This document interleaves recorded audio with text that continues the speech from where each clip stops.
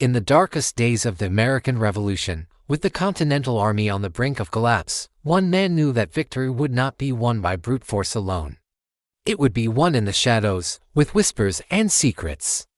That man was George Washington, and his weapon was a group of ordinary citizens who would become America's first and most effective spy ring. This is the story of the Culper Ring. The year is 1778.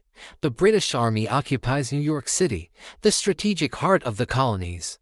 From his headquarters, General Washington is desperate for intelligence. His previous spy networks have been compromised, their agents captured or killed. He needs a new kind of operative and seen, and heard. And utterly loyal, he turns to a young cavalry officer, Major Benjamin Talmadge. Talmadge, a brilliant and resourceful Yale graduate, knows just the people for the job, his childhood friends from the small town of Setauket, Long Island. A community simmering with resentment under British occupation, the linchpin of the operation is a reserved farmer named Abraham Whithull, a man who, on the surface, seems unremarkable. Which is precisely what makes him the perfect spy. Adopting the alias Samuel Culper, Whithull begins a perilous journey. He regularly travels from Setauket into British-occupied New York City, pretending to visit his sister to sell farm goods. But his real mission is to observe. He notes troop numbers, ship movements, and supply routes. Every detail is a potential lifeline for Washington's struggling army. His trips are fraught with danger, British patrols are everywhere, and a single mistake could lead to the gallows. But Whithull can't gather intelligence from inside the city's inner sanctum. For that, he needs someone on the inside. He recruits Robert Townsend, a seemingly neutral Quaker merchant who runs a coffee house in Manhattan frequented by British officers.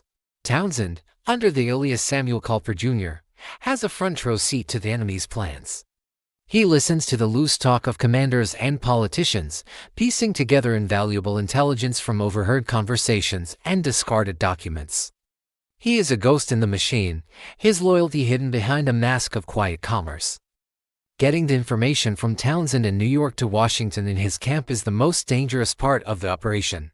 This is where the ingenuity of the Culper Ring truly shines. The intelligence, often written in invisible ink developed by Washington's own chief of intelligence, Sir James J., is passed through a chain of couriers. The ink required a chemical reagent to be read, making any intercepted message appear as a blank sheet of paper. They also used a complex numerical cipher, replacing common words with numbers from a codebook, making their letters nearly impossible for the British to decrypt. The spies relied on secret dead-drop locations, hiding messages in hollowed-out rocks or buried containers to avoid direct contact. But how did they know when a message was ready for pickup? The answer lay with another key member of the ring, Anna Strong. From her waterfront property in Setauket, Anna devised a simple yet brilliant system. She would hang her laundry on a clothesline in a specific formation. A black petticoat was the signal that a message had arrived from Culper Jr. The number of white handkerchiefs hanging alongside it indicated which secret cove the courier, Caleb Brewster, should land his whaleboat to retrieve the intel. It was a code hidden in plain sight, a domestic task turned into an act of espionage. Brewster, a daring whaleboat captain who despised the British, would then brave the treacherous patrol-infested waters of the Long Island Sound to deliver the messages to Major Talmadge, who would personally decrypt them and deliver them to General Washington. The entire chain, from Townsend's pen to Washington's hand, was a marvel of covert communication, operating right under the enemy's nose. The ring's intelligence proved vital time and time again. In 1780, they uncovered a British plan to counterfeit continental currency, a scheme designed to collapse the American economy. They warned Washington, allowing the Continental Congress to recall the targeted bills and avert financial disaster. But their most significant discovery would shake the very foundation of the revolution. In the fall of 1780, the Culper Ring intercepted information about a high-level American officer secretly communicating with the British. This officer was planning to surrender the strategic fortress of West Point, the key to controlling the Hudson River. If West Point fell, the British could sever New England from the rest of the colonies, a potentially fatal blow to the American cause.